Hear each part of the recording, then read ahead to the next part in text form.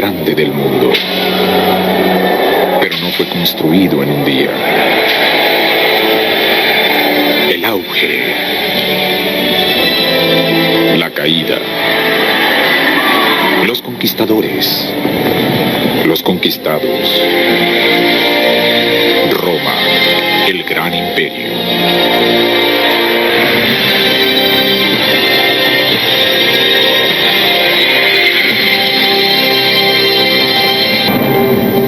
Hola, soy yo, Manteña.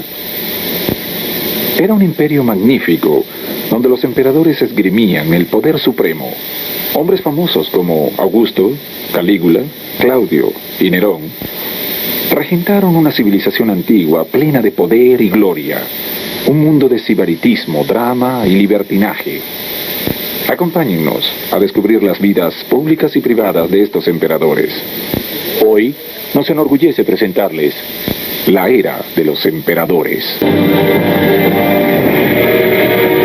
La era de los emperadores.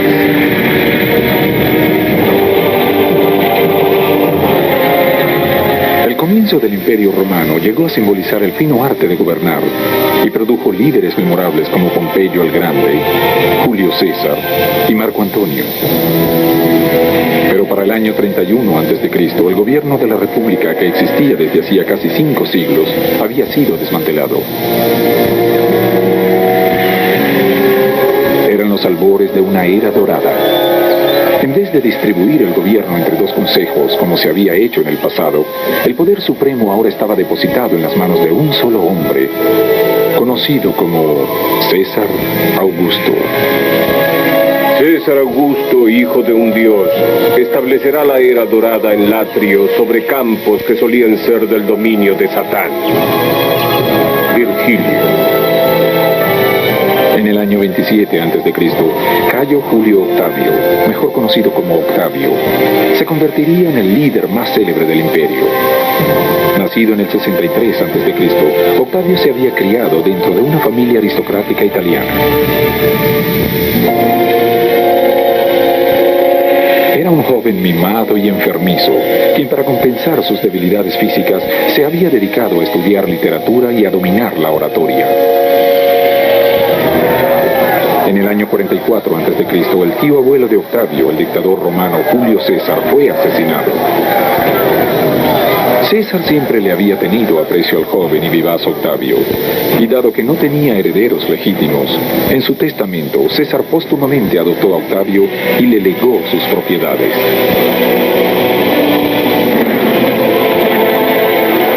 En contra de los deseos de sus padres, Octavio viajó a Roma a reclamar la herencia de César y su nombre.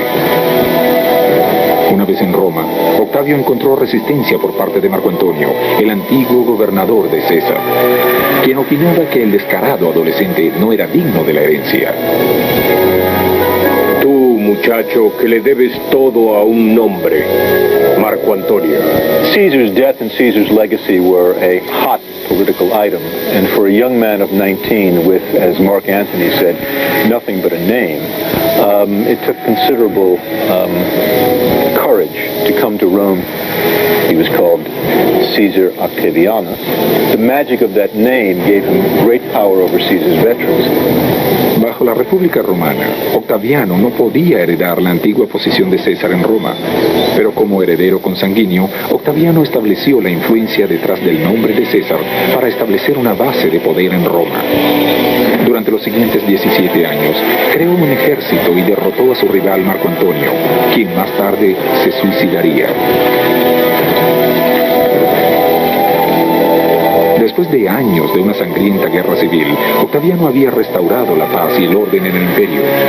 El pueblo romano recompensó a Octaviano con un nuevo título, Augusto, que significaba semidivino. Con el nuevo título llegaron otros cambios. The change between Octavian and Augustus is a very, very important one. It's partly a matter of maturity. And so from this almost youthful image of Octavian, we move to a stern, mature, deliberately manly image of Augustus. Central, I think, to Augustus's legitimacy of his regime was the idea that Rome, in some senses, had been returned to a golden age, an age before sin. Augusto se convirtió en el primero de una larga sucesión de emperadores que regiría el Imperio Romano durante los próximos 500 años. Ahora era el gobernante exclusivo del mundo del Mediterráneo, el cual estaba compuesto por Italia, Egipto, Siria, España, Galia y porciones de Asia Menor. Estableciéndose en un cargo en el cual permanecería toda su vida, a Augusto se le dio el derecho de nombrar a los gobernadores de las provincias, proponer leyes, presidir las ceremonias públicas y controlar el Senado. Durante los años del Imperio de la República, el Senado regía las políticas. Ahora, bajo un gobierno imperial, el Senado fue despojado de sus poderes anteriores. Ahora solo estaba reducido a manejar la tesorería del imperio. El pueblo de Roma acordó unánimemente que yo fuese escogido supervisor de las leyes y la moral, sin ningún colega y con todos los poderes. Augusto. Quizás Julio César fue el comandante militar romano más grande que haya existido, pero su hijo adoptivo se convertiría en el mejor político de Roma. Augusto era un hombre educado, con un agudo sentido del humor, que sabía cómo manejar al Senado. Al contrario de Julio César, Augusto era frugal y no le daba ninguna importancia a su apariencia física. Le importaba tan poco su peinado que hacía trabajar deprisa a varios barberos al mismo tiempo. En cuanto a su barba, hoy se la hacía recortar, mañana se la rasuraba, mientras al mismo tiempo escribía o leía algo. Suetonio. Augusto no era un líder militar. Le daba poca importancia a las políticas exteriores, pero le preocupaban más los asuntos locales, sobre todo la Pax Romana, la política de mantener un imperio pacífico. Al comienzo de su reino, en el año 27 a.C., la población de todo el imperio había aumentado a millones. One of the great strengths of the Roman Empire is Roman citizenship. Unlike other empires or other societies, Romans are very inclusive in offering citizenship to newly conquered provinces, newly conquered peoples. Citizenship made the Roman Empire a kind of melting pot. Los ciudadanos romanos tenían ciertos derechos. Solo los niños de familias adineradas podían recibir educación primaria, pero solo los varones de familias adineradas podían continuar hacia la secundaria, mientras que a las niñas usualmente se les obligaba a casarse en un matrimonio arreglado. The Roman family was a peculiar institution. The figure who held power in the family was called the pater familias, the father of the family, and he would hold all power. That is, he would hold power over his sons, over his grandsons, over his great-grandsons in the male line. He would have power over his wife, and he would have power over his unmarried daughters. He had the power to execute sons and daughters if he wanted to. He also had power to force his children to marry. He could force them to divorce. Las disputas domésticas usualmente se manejaban dentro de la familia misma. Sin embargo, el asunto privado del matrimonio pronto se convertiría en un interés público durante el reinado de Augusto. El gran imperio de Roma continuará en un momento. El gran imperio de Roma.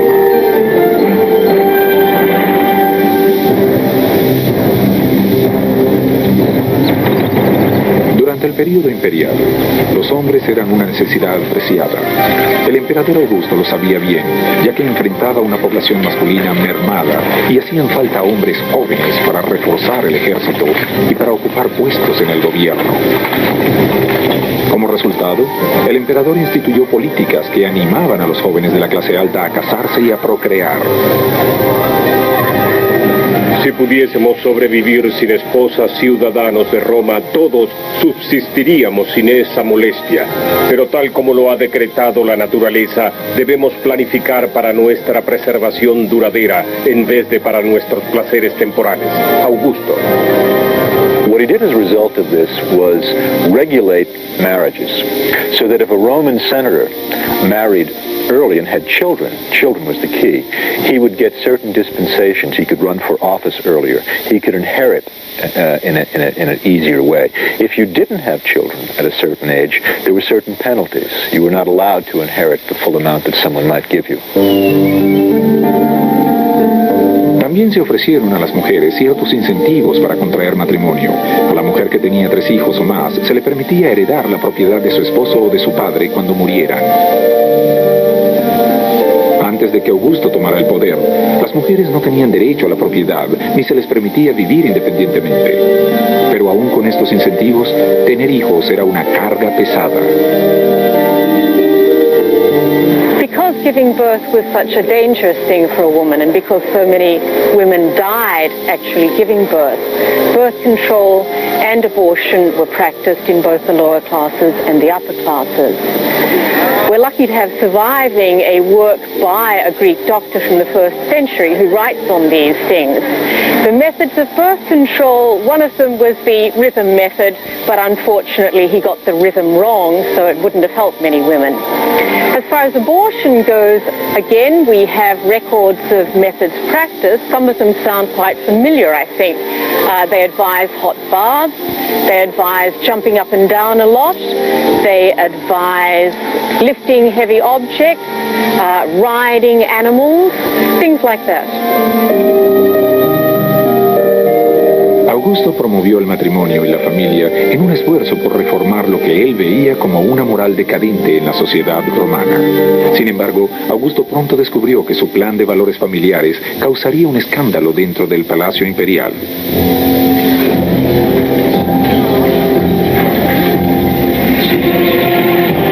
Durante siglos, los romanos se habían deleitado libremente en sus placeres sexuales, participando en lujuriosas orgías o teniendo aventuras amorosas clandestinas. Pero en el año 2 a.C., el emperador Augusto se lanzó en una cruzada para limpiar lo que él creía era un comportamiento inmoral. Instituyó la legislación de los valores humanos, la cual condenaba al adulterio. Las aventuras extramaritales ya no eran una cuestión privada entre marido y mujer, eran un asunto de Estado.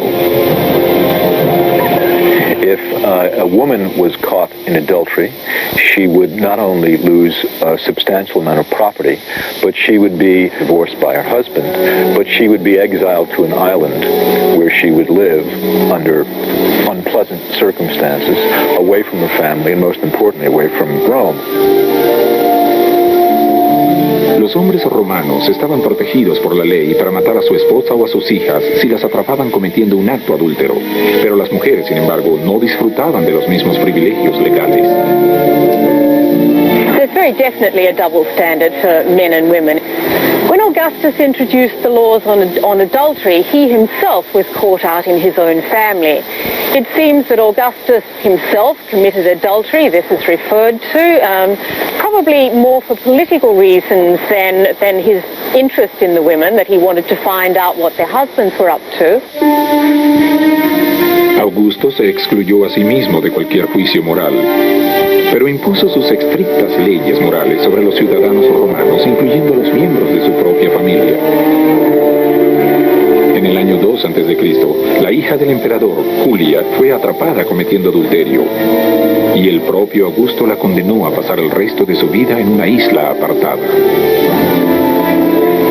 Julia had a tremendous reputation of having wild orgies, of engaging in affairs with many of the upper-class men of Rome, and Augustus exiled her to an island. She was never recalled from exile. She died in exile.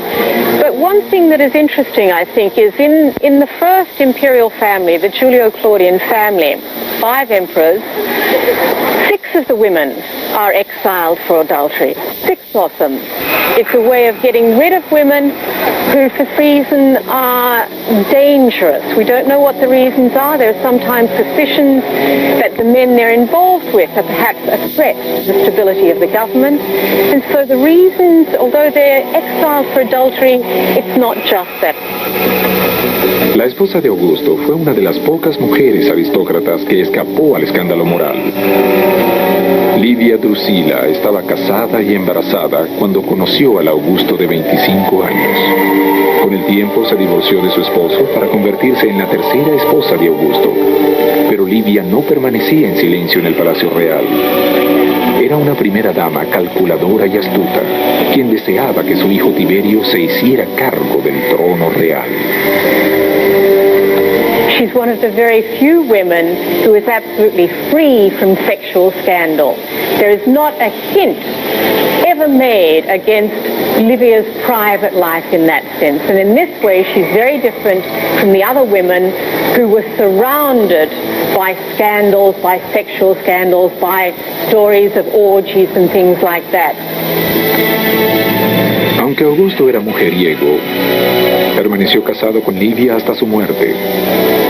El antiguo autor Suetonio escribió que Augusto la amó y estimó hasta el final sin rival.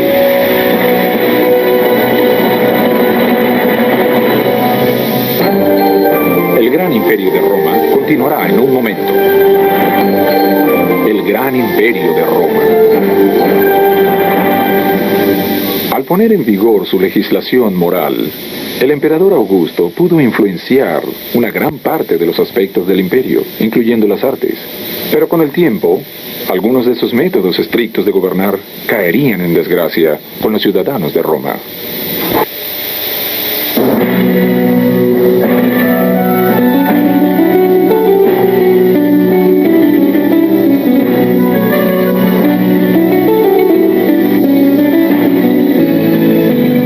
El Imperio Romano produjo algunas de las mentes literarias más brillantes de la historia. Livio, quien escribió 142 libros sobre la historia de Roma, y Virgilio, el filósofo poeta, que escribiera el poema épico La Eneida.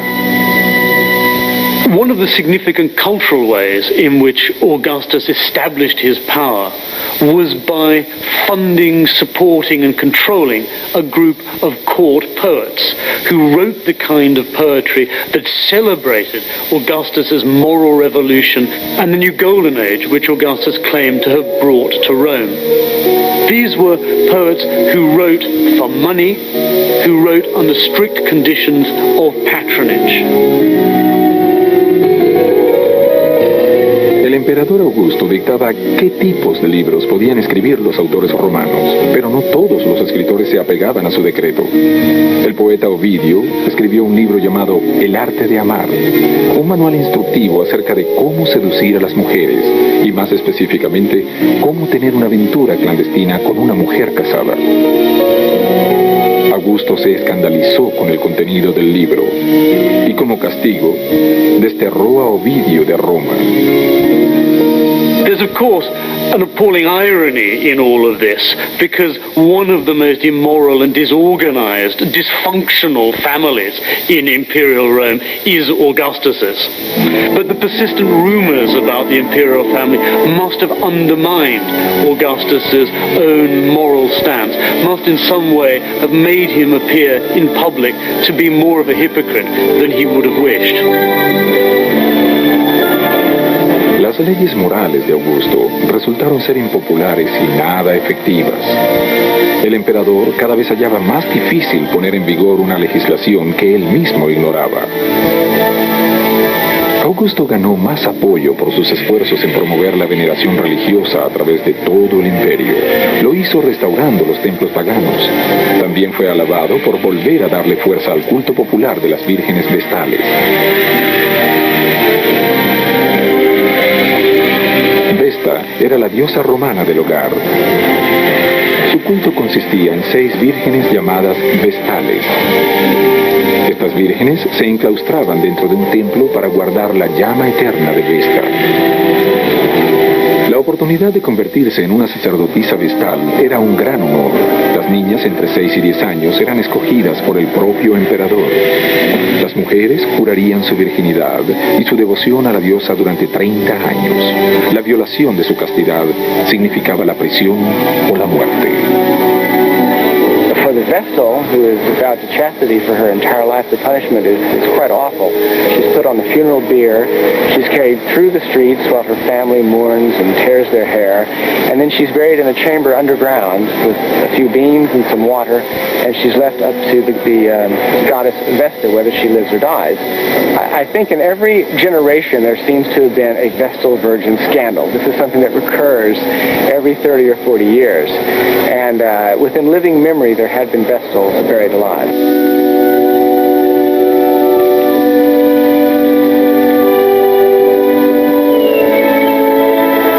Durante los 40 años que estuvo en el trono imperial, Augusto promulgó una letanía de reformas que le llevarían a reconocerlo como uno de los emperadores más grandes del imperio.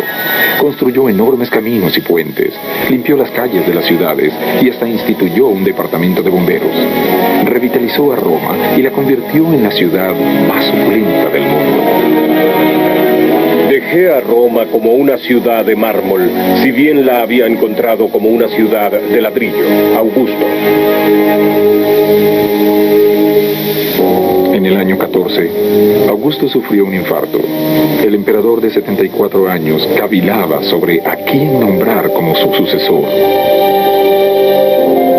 Succession remains a perpetual problem for all Roman emperors.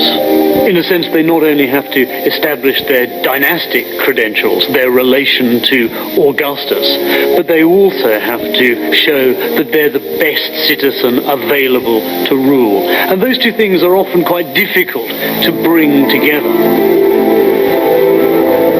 Augusto no tenía hijos que heredaran el trono. Mientras yacía en su lecho de muerte, el Imperio Romano esperaba con ansiedad saber quién sería el próximo emperador, una posición usualmente heredada por un hijo o un familiar consanguíneo. Por falta de un heredero directo, Augusto le entregó su título a su hijastro Tiberio. Aunque su madre Livia se esforzó mucho para persuadir a Augusto que le legara su trono, en realidad Tiberio no quería el cargo. Asumir el título de emperador era un asunto arriesgado. Las tomas hostiles, las revueltas y las intrigas familiares serían una preocupación constante. De los 12 primeros emperadores, 4 morirían pacíficamente, 2 se suicidarían y los otros 6 serían asesinados. Roman emperors knew that there was always a danger of violent death. Perhaps on the battlefield, but more likely through assassination, whether by one of their own officers or possibly by another Roman politician. Other senators were fairly often caught involved in plots against the life of the emperor. Some of these leading figures, indeed starting with Julius Caesar himself, were able to really take not much notice of this threat. Julius Caesar famously said he would rather die once than constantly die, so to speak, through fearing the threat of assassination. But others do seem to have become rather paranoid about the threat of plots to their lives.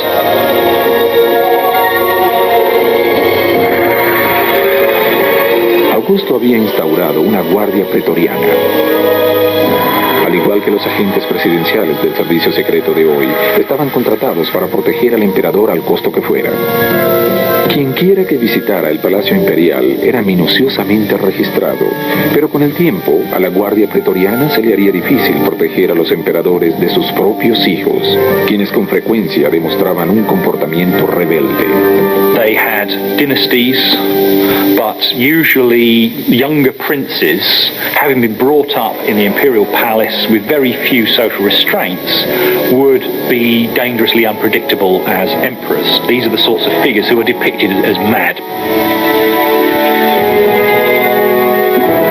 Mientras el imperio crecía en poder y riqueza, muchos príncipes reales tomaban medidas desesperadas para apoderarse del trono imperial. Pero la mayoría de los emperadores se daría cuenta de que la amenaza de asesinato los acechaba entre las paredes del Palacio Imperial y dentro de su propia familia.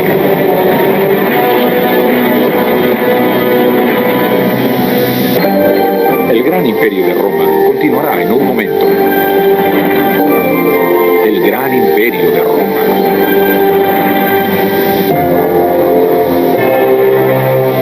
César Augusto haya inventado el término familia disfuncional, pero el emperador que lo sucedió lo perfeccionó. Después de 23 años en el trono imperial, Tiberio murió. Su sucesor fue su sobrino nieto, Calígula, a quien tenían por demente. Se decía que Calígula sufría de epilepsia e insomnio, un desorden de sueño que le permitía suficiente tiempo para planificar las ejecuciones de su madre y de sus hermanos, al igual que para cometer incesto con sus hermanas. Amaba a los animales de las clases más raras y adoraba tanto a su caballo que amenazó con convertirlo en senador. Pero las brutales tácticas gubernamentales de Calígula finalmente le pasaron factura. En el año 41 fue asesinado por sus propios senadores. El tío de Calígula, Claudio, seguía en línea para heredar el trono. Cuando Claudio se enteró de que su sobrino había sido asesinado, se escondió cobardemente tras las cortinas del palacio, temiendo que los asesinos también fueran tras él. Más tarde fue descubierto por la guardia pretoriana. Sin un reemplazo adecuado para Calígula, los pretorianos obligaron al pueblo romano a hacer de Claudio su nuevo líder. La imagen del asesinato de Calígula obsesionaría toda la vida a Claudio. Cuando caminaba, sus débiles rodillas se doblaban bajo su peso y tenía muchas particularidades desagradables. Echaba espuma por la boca, la nariz siempre le goteaba, era tartamudo y la cabeza le temblaba todo el tiempo. Suetonio. Claudio se crió como un niño enfermizo, abusado verbalmente por su familia. Su madre, Antonia, hija de Marco Antonio, decía que su hijo era un monstruo. De adulto, Claudio se convirtió en un recluso, haciéndose dependiente de la bebida, el sexo y el juego. Al convertirse en emperador, Claudio siempre se mantuvo alerta acerca de los asesinos y logró escapar a 6 atentados contra su vida. A través de los años, la paranoia de Claudio llevó a la ejecución de 35 senadores y de más de 300 caballeros, de los cuales sospechaba que lo querían asesinar. Pero poco sabía Claudio que su asesino acechaba dentro de su propio hogar. El emperador se había casado con la hermana de Calígula, Agripina, quien secretamente deseaba que Nerón, su hijo de otro matrimonio, accediera al trono. Agripina planeó matar a Claudio sirviéndole un plato de hongos envenenados. Cuando los hongos fracasaron, Agripina hizo que su médico le dejara caer una gota de veneno en la garganta. Con la muerte de Claudio en el año 54, el trono le quedó a su hijastro, Nerón, quien luego confesaría que había tomado parte en la muerte de Claudio. Nerón casualmente comentó una noche mientras cenaba que los hongos eran la comida de los dioses. Por haber ayudado a su hijo a ascender al trono, Agripina esperaba ser recompensada y nombrada corregente de Roma. Pero Nerón pensaba de otra manera. And then later on, Nero decided that his mother was rather overweening and had too much power over him, so he contrived to have her assassinated by some of his own soldiers and officials. So you can see from this example that there were sometimes very serious stresses within these imperial families which could lead to murder. De todos los emperadores, antes y después de él, ninguno recibió tantas críticas negativas como el emperador Nerón. Lo describían como un tirano egoísta y demente. Durante su reinado asesinó a su madre, a 2 esposas y a un hermanastro, y hasta castró a uno de sus amantes masculinos. De día, Nerón disfrutaba ejecutando a innumerables hombres, mujeres y niños. De noche, merodeaba por las calles de Roma y obtenía placeres baratos, asaltando mujeres y robando tiendas. Nerón traicionó a su familia y a sus amigos de igual forma, pero el emperador también tenía un lado gentil. Era un protector de las artes y escribía poesía, pero su pasión más grande era la música. Nunca antes había aparecido en un escenario romano un emperador para tocar una lira o actuar en una obra teatral. Los nobles romanos veían sus apariciones públicas como escandalosas, pero nadie osaba dudar de su talento musical por temor a ser torturado. I have to confess that Nero is one of my favorite emperors. Nero is one of my favorite emperors because he's nothing like as bad as he's portrayed. What's central to Nero is the idea of acting, which of course is central to any form of politics, ancient or modern. Nero was a good actor, like any good American president. He acted his way through situations. For this, he was hated by the people who principally wrote the histories. For them, he's a man who goes on embarrassing stage tours of Greece, who sings while Rome burns.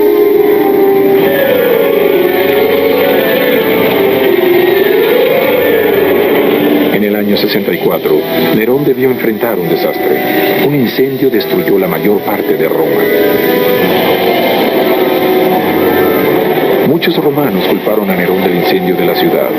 Decían que había comenzado el fuego intencionalmente, que deseaba nivelar la ciudad porque necesitaba espacio para construir su propio parque de diversiones. There's no need to think that they're deliberately set or that Nero was behind this one. In fact, the Great Fire in Rome cleared a lot of slums in the center of the city and allowed Nero to build his Golden House, a fantastic pleasure park. A pleasure park which we should remember was open to Roman citizens, was open to the inhabitants of the city. It's only, again, the aristocrats who rejected and objected to Nero's populist policies that saw this as some kind of extravagance. But this, I think, was a kind of Roman Disneyland funded by the emperor. Jollity for all, but hated by those aristocrats who thought that they should have possession and control of the emperor. Después del incendio de Roma, la popularidad de Nerón se hundió como nunca antes lo había hecho. Sus ejércitos y sus provincias se volvieron en su contra.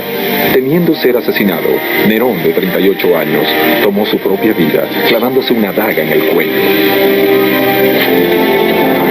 Consumido hasta el final, el secretario de Nerón relata que sus últimas palabras fueron: ¿qué artista está perdiendo el mundo? Durante el año que siguió al suicidio de Nerón, el imperio tuvo 3 emperadores. Todos murieron de manera violenta.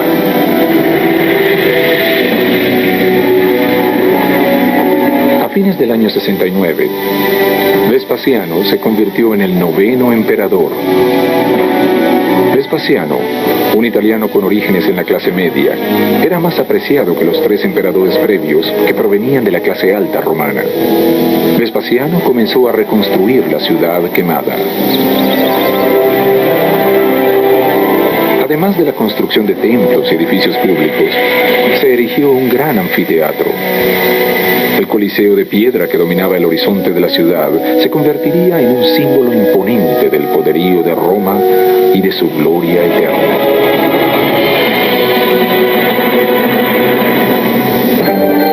El gran imperio de Roma continuará en un momento. El gran imperio de Roma.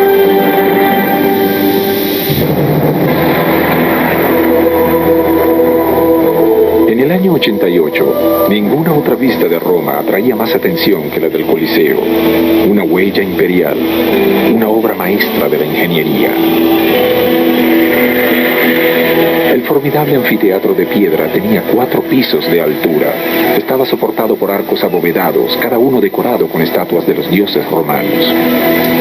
Dentro del Coliseo, largos corredores con eco llevaban hasta filas y filas de asientos de piedra. Debajo de la imponente estructura había un laberinto subterráneo de pasajes y cuartos enjaulados. Mandado a construir por el emperador Vespasiano en el año 78, el Coliseo fue terminado 10 años después por su hijo Tito, el 10º emperador de Roma. El día de su inauguración, 50.000 espectadores bulliciosos llenaron el anfiteatro para ver los juegos de los gladiadores, donde hombres con los torsos desnudos luchaban hasta morir usando espadas y tridentes.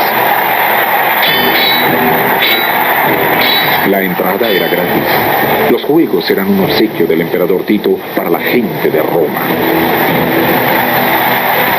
El Coliseo se convirtió en una herramienta política para los emperadores subsiguientes como medio para obtener el apoyo de la gente. Y para la mayoría de los ciudadanos, nada era tan emocionante como el deporte de matar. I think it's interesting to try to imagine what opening day here was like.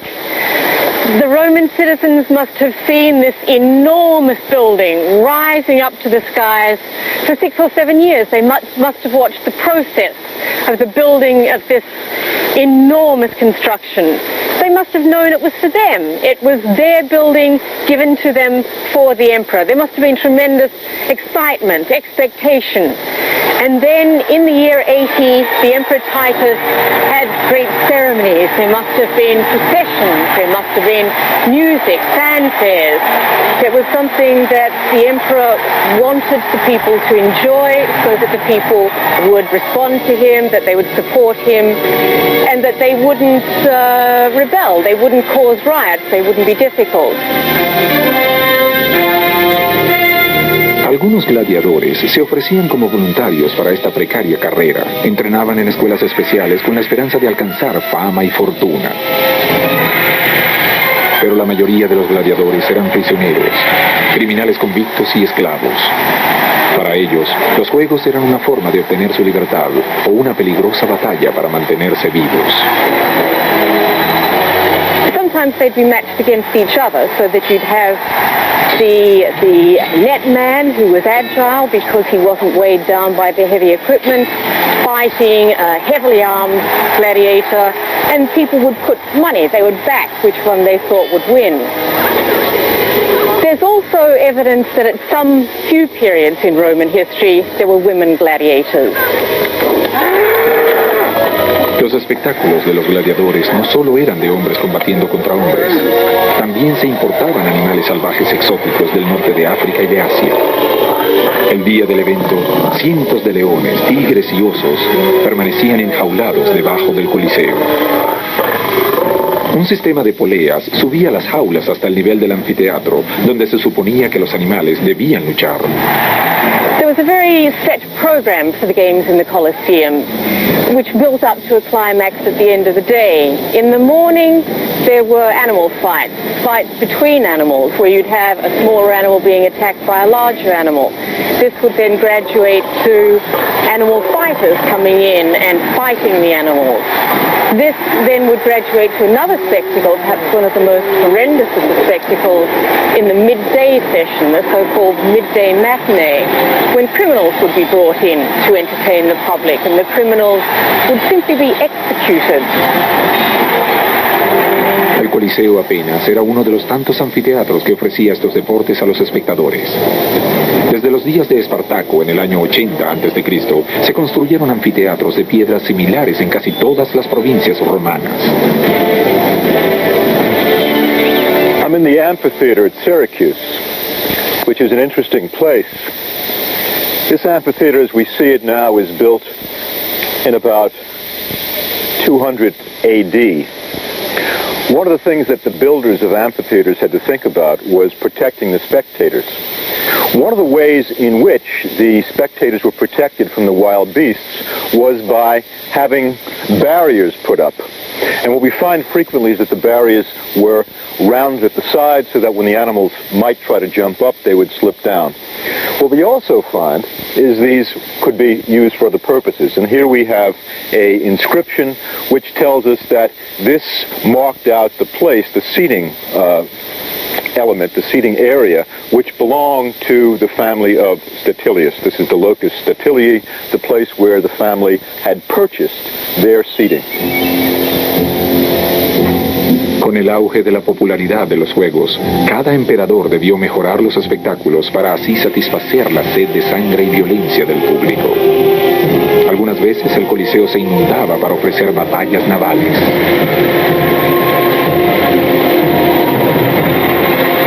Años más tarde, en el año 107, el emperador Trajano ofrecería el mayor espectáculo de carnicería. 10.000 gladiadores y más de 11.000 animales salvajes fueron brutalmente muertos. It's clear, however, that human beings are fascinated by blood, by violence, by murder. And in modern societies, we can say that similar things we have, such as bullfights, dog fights, the violence that we have programmed now into television. But I think in the end, the difference between what we see on the television screen, the violence that modern people are fascinated by, is a world apart from what took place here, and that is the very deliberate massacre and slaughter of human beings exclusively for the entertainment of the public. Pero el espectáculo de los gladiadores no era el juego más popular de la antigua Roma. En todo el imperio, los fanáticos frenéticos llenaban las pistas de carreras que llamaban circos para ver a su carro favorito llegar a la victoria.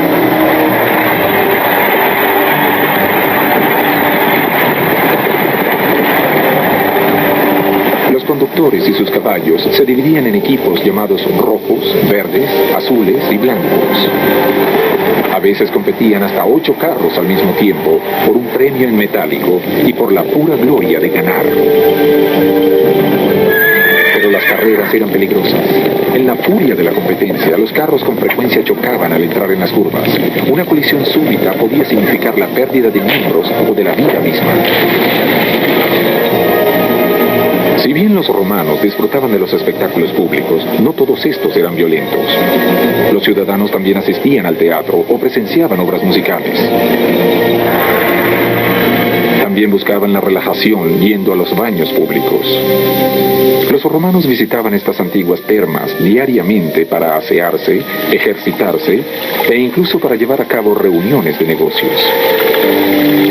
Visiting the Roman baths is a matter of going to a whole sequence of rooms, cold, warm, hot, which you may do in various different orders.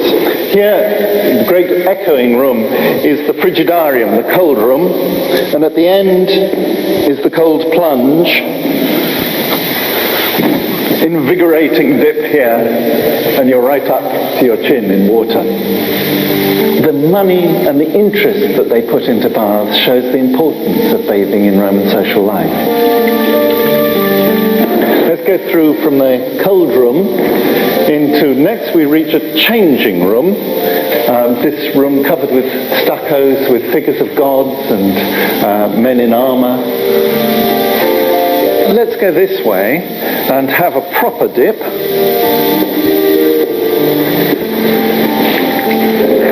Yeah, this is almost like this is a thermal bath.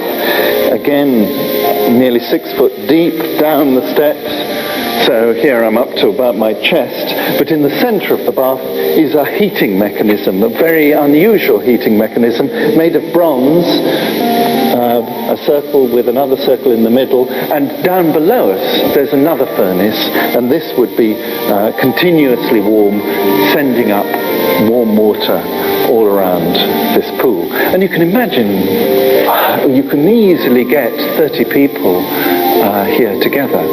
And it's that fact of 30, 40 naked people together that raises what for the Romans is one of the moral worries about the baths. What happens when you're all just naked together? And one way they deal with that is to say, well, at least let's keep men and women separate.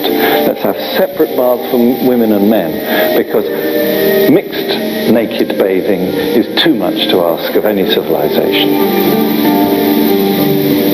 La mayoría de los romanos no podía darse el lujo de poseer una tina o una ducha. Tampoco tenían deleites como el jabón. Así que los ciudadanos romanos visitaban los baños públicos con frecuencia. Se aseaban untándose aceite en la piel y raspándolo con un instrumento metálico curvo. Además de limpieza, los baños ofrecían masajes, tratamientos de cera y depilación. There's a marvelous description by the philosopher Seneca of how horrible it was to have a flat near public baths, because he says you can hear all the people squealing and shouting to each other, and the worst thing of all, he says, is when the underarm hair plucker gets to work, and the squeals that come from people as they have their hair plucked. El Imperio Romano ofrecía una gran variedad de pasatiempos para la distracción de sus ciudadanos. Los rituales y las tradiciones de la vida diaria les daban a los romanos una sensación de pertenencia. Establecida por Augusto, los primeros emperadores crearon una tradición cultural que duraría durante siglos. Les recordaban a los ciudadanos que ellos también formaban parte de un imperio pujante, el glorioso Imperio de Roma.